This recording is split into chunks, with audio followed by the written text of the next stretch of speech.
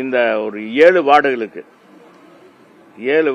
வந்து புதியதாக pumping station அமைக்கணும், ஆழ்குழாயை அமைக்கணும்னு சொல்லி இந்த ஆட்சியில் உங்கள் தொகுதியின் முதல்வர் என்ற அடிப்படையில் நம்ம முதலமைச்சர் 2012 எங்களுக்கு ஒரு 10 கோரிக்கைகள் நீங்கள் கொடுங்க, நிறைவேற்றாததை இதுவரைக்கும் நிறைவேற்றாத கொடுங்க, நான் நிறைவேற்றி தர்றேன் அப்படின்னு சொல்லி கொடுத்துருந்தார். எனக்கு மட்டும் இல்லை 234 தொகுதிக்கும் இன்க்ளூடிங் முதலமைச்சர் தொகுதிக்கும் அதுலேயும் நிறைவேற்றாத பகுதியெல்லாம் நிறைவேற்றுவதாக. ஆனால் இதுக்கான பணிகளை 10 கோரிக்கைகள் வைத்திருந்தேன். இந்த பகுதியில் கூடுதலாக 5 ஆழ்குழாய் கிணறுகள் அமைத்து இதில் வர்ற கழிவு நீர்கள்லாம் அதில் பம்ப் பண்ணி அதுலேருந்து பம்ப் பண்ணி நம்ம பள்ளக்கல்லுக்கு அனுப்புகிற மாதிரி செஞ்சுருந்தோம். நம்ம அதிகாரிகள் தான் போட்டு கொடுத்தாங்க.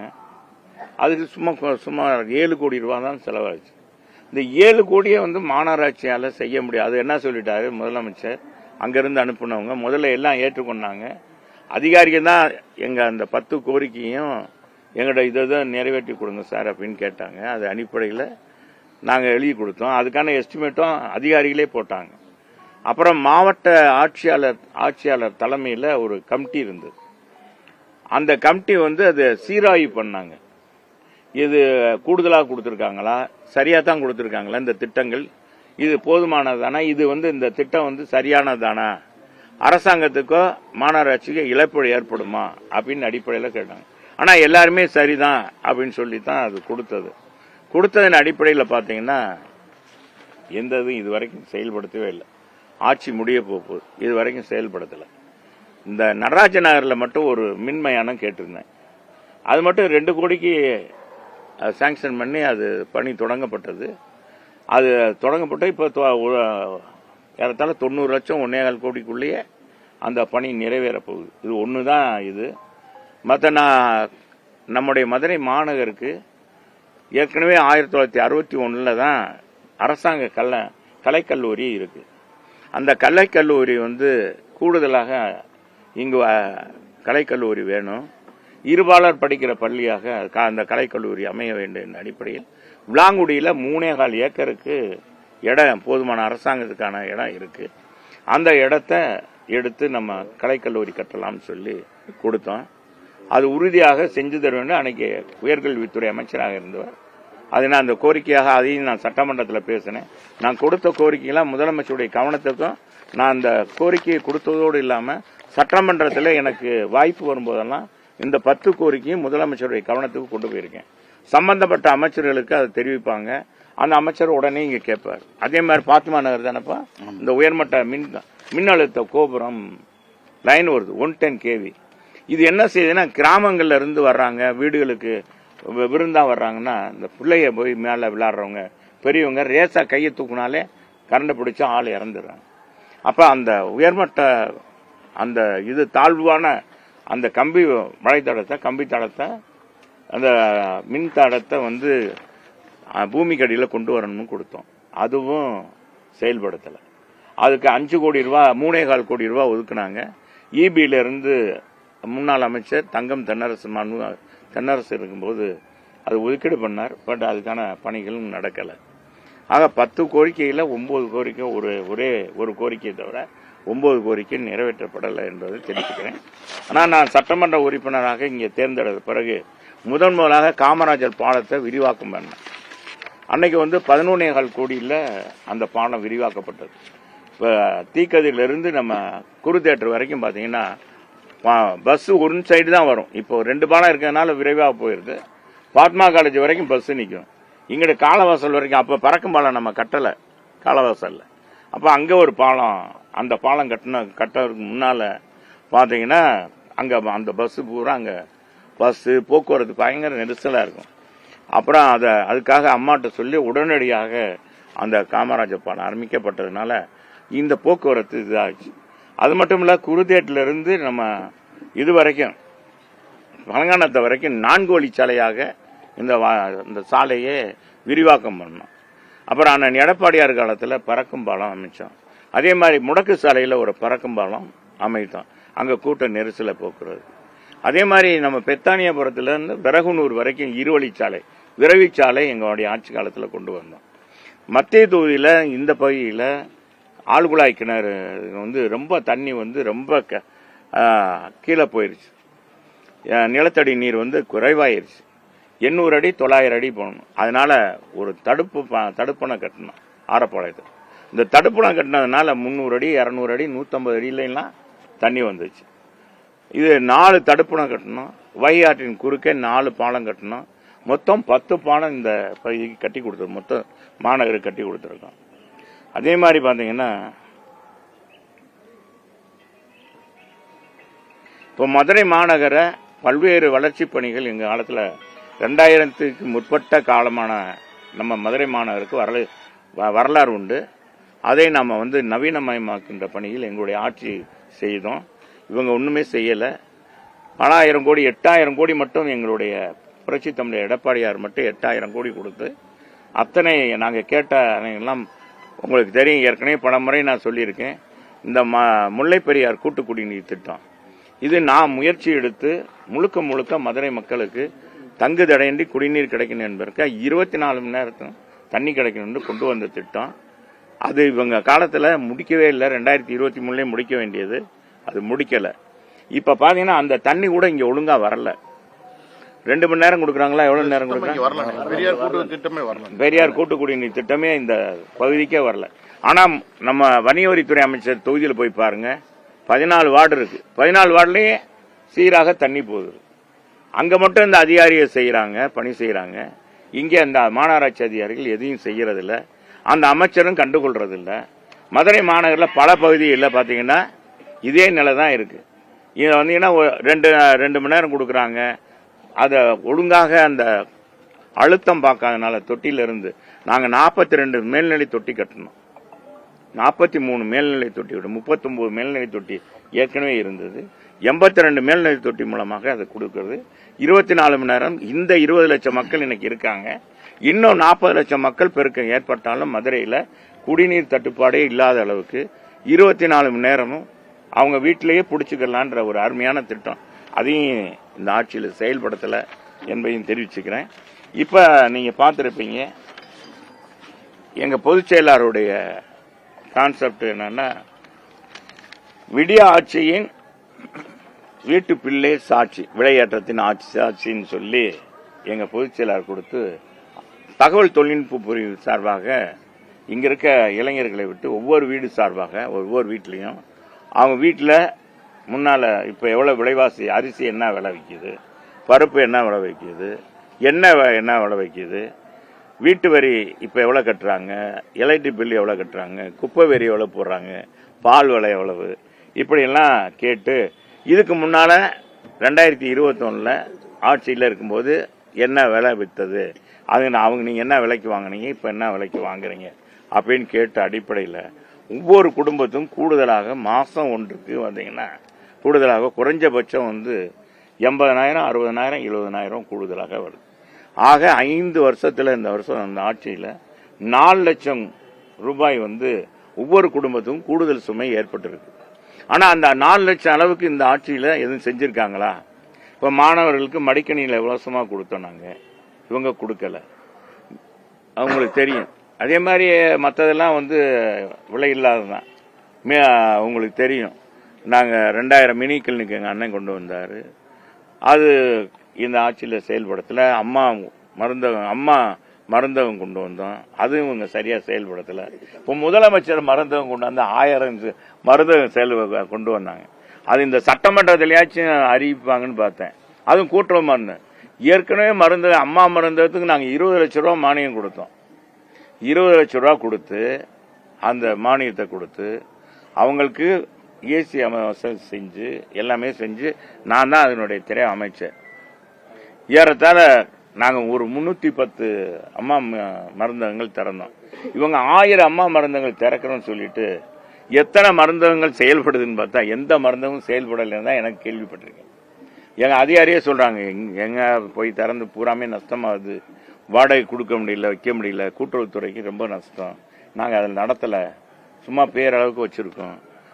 அந்த மருந்தாளுநருக்கு கூட சம்பளம் கொடுக்கணும். மருந்தாளுநர்னா உங்களுக்கு தெரியும்ல, என்ன தெரியுமா? கெமிஸ்ட் அவங்க இல்லை, பிஃபார்ம் முடிச்சவங்க. பிஃபார்ம் முடிச்சவங்க தான் அது கூட இந்த ஆட்சியில சரியா செயல்படுத்தலை என்பதை தெரிவிச்சுக்கிறேன். வேற என்ன சொல்லுங்க. இப்போ ஒவ்வொரு தடவையும் இப்ப இன்னைக்கு பாத்தீங்கன்னா முதலமைச்சர் அமைச்சர்களுக்கெல்லாம் அறிவுரை கொடுத்திருக்காரு.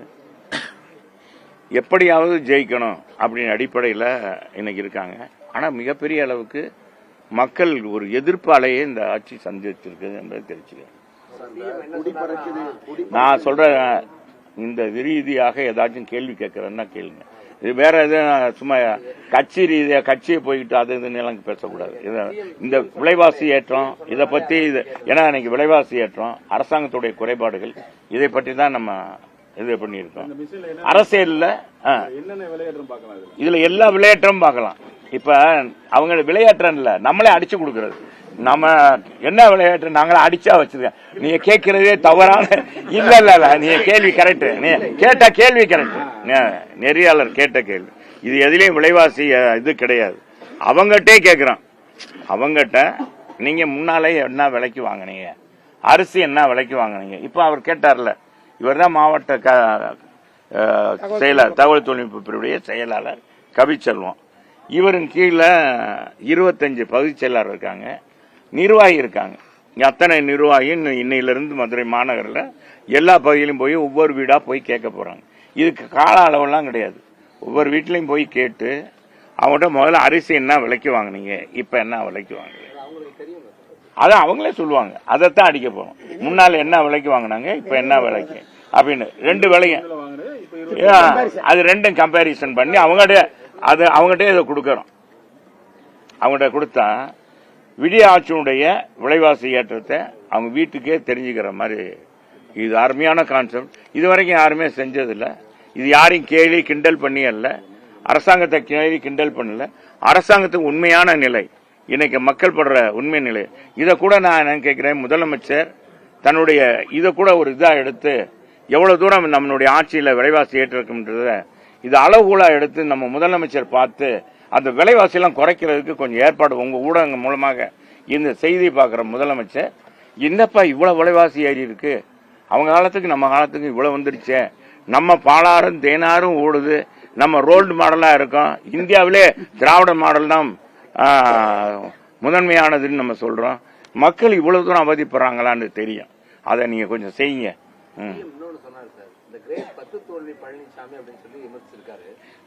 இது நான் என்ன சொல்றேன், திமுக மாதிரி தோல்வி கண்ட இயக்கம் கிடையாது. தோண்ட அந்த கட்சி இருக்குமா இல்லையான்ற நேரத்தில் கூட கலைஞர் தன்னுடைய பேச்சாற்றலும் கவிதையாலும் அவர் எழுதினா உடன்பிறப்பே அப்படின்னு சொல்லி ஒரு கடிதம் எழுதுவார் முரசொலியில. அந்த கடிதத்தின் மூலமே அந்த கட்சியை வளர்த்தார். அது மட்டுமல்ல, எந்த தேர்தலையும் அவர் கூட்டணி அமைச்சு தான் போட்டிருக்காங்க. கூட்டணி அமைச்சு போட்டிட்டும் கூட அந்த கட்சி செயலிழந்திருக்கு. ஒரே ஒரு தொகுதியில நம்ம முதலமைச்சர் 91ல ஒரு தொகுதியில் ஜெயிச்சார். அப்புறம் அதையும் ரிசைன் பண்ணிட்டாரு. அதனால திமுக தோல்வியை பற்றி திமுக பேசவே கூடாது. எங்க புரட்சி தலைவர் எம்ஜிஆர் அவர்களை, புரட்சி தலைவரை, அவரை அதிகாரம் பூசிவன், அரசியல் பண்ண தெரியுமா, நடிகனுக்கு நாடாள தெரியுமா என்று கேட்டவர் தான் கலைஞர். அன்றைக்கு கேட்டாங்க. அப்படிப்பட்ட கலைஞரை 3 தேர்தலில் கோட்டை பக்கமே வரமுடாம செஞ்ச புரட்சி தலைவர் எம்ஜிஆர். அண்ணா திமுக மாபெரும் வெற்றி. முதல் 129 சட்டமன்ற தொகுதி, அடுத்து 80ல் ஆட்சியை கலைக்கிறாங்க. 2 நாடாளுமன்ற தொகுதியில் தான் நாங்க ஜெயிக்க முடிஞ்சது. 38 தொகுதியில் திமுக வெற்றி. திமுக காங்கிரஸ் கூட்டணி வெற்றி பெற்றது. அதை வச்சுட்டு கலைக்க சொன்னாரு. அன்னை இந்திரா காந்தி கலைச்சாங்க. எங்க தலைவர் வேற என்னன்னு கேட்கல, 234 தொகுதிக்கு போனாரு. நான் என்ன தவறு செய்தேன், என் ஆட்சியை ஏன் கலைத்தார்கள் அப்படின்னு சொல்லி கேட்டார். 177 தொகுதியில் அதிமுக வெற்றி பெற்றது. நீங்க இன்னைக்கு சொல்றீங்களா பெரிய கட்சியெல்லாம் உங்க கட்சியில உங்க கூட்டணியில சேரும். அன்னைக்கு அப்படிதான் காக்கா தேக்கா, குமரி ஆனந்த், நம்ம நெடுமாறன் அப்படி ஒரு கட்சி தொடங்கியிருந்தாரு. அப்புறம் சின்ன சின்ன கட்சி எல்லாம் சேர்ந்தாங்க. அவங்கள வச்சுட்டு தான் எங்க தலைவர், எங்க புரட்சி தலைவர் மக்களை சேர்ந்து. அதுதான் திமுக தோல்வியை பற்றி பேசுவது அர்த்தமற்றது என்பதை நான் தெரிவிக்கிறேன். தாங்கள் பின் தன்னுடைய கையை பிறன் கையையும் பார்க்கணும். முன்கையை மட்டும் பார்த்துட்டு இன்னைக்கு வெற்றியை மட்டும் பார்க்க கூடாது. இத எல்லாருக்குமே நான் என்ன சொல்றேன், இல்ல மோடிஜின்னு அவர் ஒரு எதிர்கட்சி தலைவரை தண்டை சரக்கு இல்லை தம்பி, சரக்கு இல்லைன்னா என்ன செய்வாங்க? இந்த சண்டை தான் போடுவாங்க. நான் என்ன சொல்றேன், இந்த விலைவாசி ஏற்றத்தை பத்தி சொல்றேன். நம்ம முதலமைச்சரோ அமைச்சர்கள் இத்தனை பேர் இருக்காங்க, அவங்ககிட்ட சொல்லுங்க, எங்க இதில் விலைவாசி குறைஞ்சிருக்கு, நாங்க மாணவர்களுக்கெல்லாம் மடிக்கணினி கொடுக்குறோம், எல்லாருக்கும் மருத்துவ வசதி செஞ்சு கொடுக்குறோம் சொல்லுங்க. யாராச்சும் ஒரு அமைச்சர் சொல்ல முடியுமா விலைவாசி குறைஞ்சிருக்குன்னு சொல்ல முடியுமா? எந்த அமைச்சரும் மதுரைக்கு நான் சொல்றேன் 10,000 கோடிக்கு எங்க இதுல 10 ஆண்டுகள் நான் அமைச்சராக இருந்தேன், 10,000 கோடிக்கு மேல பணிகள் நடந்திருக்கு. ஒரு பணி சொல்லுங்க, குறிப்பிட்டு சொல்ற அளவுக்கு இந்த ஆட்சியில நிறைவேற்றிருக்காங்களா? நீங்களே சொல்லுங்க, மதுரைக்கு என்ன செஞ்சிருக்காங்க? இப்ப 2 பாலத்தை சொல்லுவாங்க, இந்த 2 பாலமே எங்க காலத்திலேயே போடப்பட்டு எல்லாமே வரைபடம் எல்லாம் நிதி எல்லாம் ஒதுக்கி எல்லாம் காலி பண்ணி அது எல்லாமே எல்லாம் வச்சிருந்தோம். இவங்க அது போட்டாங்க, அவ்வளவுதான், வேற ஒன்றும் இல்லை. அதுவும் நாங்க கொண்டு வந்ததுதான். புதுசா மதுரைக்கு எதுவுமே நம்ம மதுரை 2 அமைச்சரை சொல்றேன், மற்ற அமைச்சர்களும் அவங்கவுங்க தொகுதி அந்தந்த மாவட்டம் தான் எனக்கு தெரியும். எந்த மாவட்டத்தில இன்னைக்கு மக்கள் மிகப்பெரிய கொந்தளிப்புல இருக்காங்க. சொன்னீங்கல்ல, கலைஞர் வந்து எம்ஜிஆர் பார்த்து கேட்டா நடிகர் நாடாள முடியுமா அப்படின்னு, அந்த வார்த்தையை தான் நீங்க விஜய் பார்த்து கேட்க. நாங்க கேட்கலங்க, அவங்க எங்களை பற்றி தாக்குனாங்க. நான் என்ன சொல்றேன், யார் வேணாலும் வரலாம் பொது வாழ்க்கையில, நடிகராக இருந்தால். நாங்க என்ன சொல்றோம், நடிகராக இருந்தால் மக்கள் செல்வாக்கு பெற்றவர் யாராக இருந்தாலும் வர முடியும். ஆனா எங்க தலைவர் வந்து அந்த இயக்கத்துக்கு ஏன் கலைஞரை முத அவர் ஜெயிக்கிறதுக்கு காரணமா இருந்து எங்க தலைவர் போய் 53 வேலை பார்த்தவர். அதுக்கு அவர் துணைவியார் வந்து சாகப்புழைக்க கிடக்குறாங்க, அது இறந்துட்டாங்க. அந்த நேரத்தில் கூட 10 மாதம் அந்த அவர் பணியாற்றிட்டு இருக்கும்போது அந்த மேடையில் பேசும்போது அவங்க முதல் மனைவி இறந்துடுறாங்க. செய்தியை கூட கேட்டு அவர் வந்து அதோட இறங்கி போகல, அன்னைக்கு இருந்த ப்ரோக்ராம் எல்லாம் முடிச்சுட்டு தான் போய் சென்னைக்கு போனார். அப்படிப்பட்ட தலைவர், அவரை போய் அப்படி பேசினாங்க. இவர் எங்கே, நான் என்ன சொல்றேன், சகோதரர் விஜய் வந்து நாங்களா திட்டல, நாங்க அவரை சொன்னோம். அவர் எங்களை திட்டும் போது நாங்க திட்டாம இருக்க முடியுமா? அவர் அறையிலே வந்துட்டு அரசியல் பண்ணா எப்படி முடியும்? எங்க தலைவர் பொது வாழ்க்கைக்கு வந்தாரு, எல்லா இடங்களும் போனாரு, வச்சாரு. அவர் போனாரா? அவர் போறாரா? வராரா? என்னங்க புது கான்செப்ட்? 41 பேரை இறந்தத அங்க கூப்பிட்டு சென்னைக்கு கூப்பிட்டு அவங்க துக்கம் விசாரிக்கிறது, இதெல்லாம் புதுசு இல்லையா? பொது வாழ்க்கையில வந்த பிறகு இது தவறுன்னு தான் சொல்றோம்.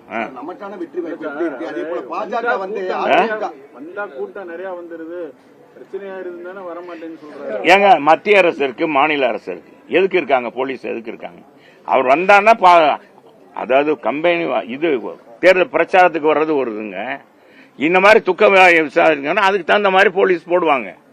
போலீஸ் இவங்க மேல நம்பிக்கை இல்லையா? மத்திய போலீஸை வாங்குங்க, மத்திய போலீஸை வாங்கிட்டு போலாம்ல. அதெல்லாம் இதை சொல்லக்கூடாது, அதுக்காக சொல்றேன். நான் அதுக்கே வரல. அவரை பத்தி விட்டாச்சு, அவர் எங்களை நேரத்தே சொல்லிட்டாங்க, அவங்க வாபஸ் வாங்கிட்டாங்க. எங்களை பத்தி பேசணும், அப்புறம் நாங்க எதுக்கு பேசணும்? நீங்க இந்த போட்டு வாங்குறதெல்லாம் இருக்கக்கூடாது. நீ இந்த ஊடகங்கள் தான் இங்கிட்டு சிண்டி முட்டி விட்டு உங்களுக்கு ஏதாச்சும் அந்த டிஆர்பி ரேட்டு கூடணும் அப்படின்னு நீங்க ஏதாச்சும் கேட்பீங்க. அது சொல்லுங்க. நான் இப்ப அதை விடுங்க. இப்ப நீங்க நாங்க என்ன சொல்றோம், எங்களுக்கு ஆள போறது அண்ணா திமுக, முதலமைச்சராக போற எடப்பாடியார். இன்னைக்கு எல்லாம் கருத்து கணிப்பு வந்துகிட்டு இருக்கு, எல்லாம் பார்த்தாலே தெரிஞ்சிடும், எல்லாருக்குமே தெரியும். கண்கட்ட பிறகு சில பேர் 100 சூரிய நமஸ்காரம். நாங்க சொல்றோம்ப்பா, நல்லது தான் சொல்றோம். எங்க நண்பனாக இருந்தாலும் சரி, யாராக இருந்தாலும். இப்ப கூட நம்ம முதலமைச்சருக்கு நல்லது தான் சொல்றோம் பாருங்க. எங்க பொதுச் செயலாளர் யாராச்சும் இருந்தா இதெல்லாம் சொல்லுவாங்களா? பில்ல போட்டு காமிச்சு அந்த வீட்டு இல்ல இவ்வளவுலாம் விலைவாசி ஏறி இருக்கு, முதலமைச்சரே கவனிங்க அப்படின்னு ஒரு எதிர்கட்சி தலைவர் சொல்ற அளவுக்கு எவ்வளவு மனப்பான்மை படைச்சவர், எங்க நல்ல உயர்ந்த மனப்பான்மை படைச்சவர் எங்க எதிர்கட்சி தலைவர். இப்ப எங்க பொதுச் செயலாளர் புரட்சி தமிழர் எடப்பாடி. அதனாலதான் தமிழ் மக்கள் இன்னைக்கு அவரை முதலமைச்சராக்கணும்னு நினைக்கிறாங்க. எடப்பாடி பழனிசாமி என்னை சேர்த்துக்கு வரான்னு திரும்பவும் திரு ஓ பன்னீர்செல்வம், முன்னாள் முதலமைச்சர், உங்களுடைய முன்னாள் ஒருங்கிணைப்பாளர். சரி, இது வந்து இது என்னன்னா ஊடுசால் ஓட்டுறாரு. நான் என்ன சொல்றேன், நான் இதை பற்றி கேட்கிறேன். அவர் கேட்கறது யார்கிட்ட கேட்கணும்? நான் சொல்ற கேளுங்க, யார்கிட்ட கேட்கணும்? அவர் எப்படி கேட்கணும்? ஊடகம் மூலமா கேட்பாங்க, இன்னொருத்தர் மூலமா கேட்பாங்க, ஒரு கட்சியில சேர்த்துக்கிறது. இவர் கட்சியில இவரெல்லாம் ஒருங்கிணைப்பாளர் இருந்திருக்காரு, முதலமைச்சரா இருந்தது. இவர் கட்சியுடைய நிலைப்பாடு தெரியும். இன்னைக்கு இந்த மாதிரி ஊடகத்தில் பேசி பேசி தான் அவர் இப்படி ஆயிட்டார். இவர் மட்டும் இல்ல, இவர் கூட பின்னால இருக்காங்க பாருங்க, அவங்களையும் பாதிக்க விடுறாரு. நான் அண்ணன் பன்னீர்செல்வத்தை கேட்டுக்கிறேன், இந்த நாடகம் எல்லாம் வேண்டாம். ஏன்னா மக்கள் பார்த்து சலிச்சு போயிட்டாங்க. கலைஞர் நடத்தாத நாடகமா? ஏங்க அவர் இன்னைக்கு முதலமைச்சர் செய்யாத நாடகமாங்க, ஒத்திகையாங்க, அவர் காட்டாத படமா இவர் புதுசா காமிக்க போறாரு? நீங்க அதெல்லாம் விடுங்க, மத்தது என்ன சொல்லுங்க. இத பத்தி சொல்றீங்களா? அதிமுக எளிதில் வெற்றி பெறக்கூடிய இடங்களை ஃபுல்லா பாஜக கேட்டு வற்புறுத்துவதாக ஒரு தகவல் வருது, உண்மையா? அது உங்களுக்கு வந்திருக்கும், எங்களுக்கு எல்லாம் வரல. அவருக்கு வந்திருக்கு போல இருக்கு. அவர் அதனால அதை கேட்கிறார். இவருக்குன்னு தனியா மோடிஜி சொல்லி, அமித்ஷா சொல்லி, நயனாநாயகருக்கு என்ன சொல்லியிருக்குன்னு அது நேரம் இவருக்கு சொல்லிட்டாரு போல. ஏங்க நீங்க வேற, நீங்க பாஜக கூட்டம் அதிமுக கூட்டணி மாபெரும் வெற்றி பெற போகுதுன்னு சொல்ல போறாங்க. வெற்றி போகுதுன்னு மக்களே மிகப்பெரிய சுனாமி ஏற்பட்டிருக்கு தலைவரை. இந்த ஆட்சியை அகற்றணுண்டு மக்கள் எதிர்ப்பு சுனாமி, இந்த ஆட்சியை அகற்றியே ஆக வேண்டும் அப்படின்னு அடிப்படையில் மக்கள் இன்னைக்கு முடிவு எடுத்துட்டாங்க. அதனால யார் எத்தனை பேர் கூட்டணியில் அதை சேர்ந்தாலும் சரி, திமுகவோட கூட்டணி வச்சாலும் சரி, அவங்க எல்லாம் அந்த சுனாமியில் அடிச்சு போயிடுவாங்க. அது உண்மை, அது உறுதி. சரி போதும், வாங்க தலைவர், நாளைக்கு பேசுவோம்.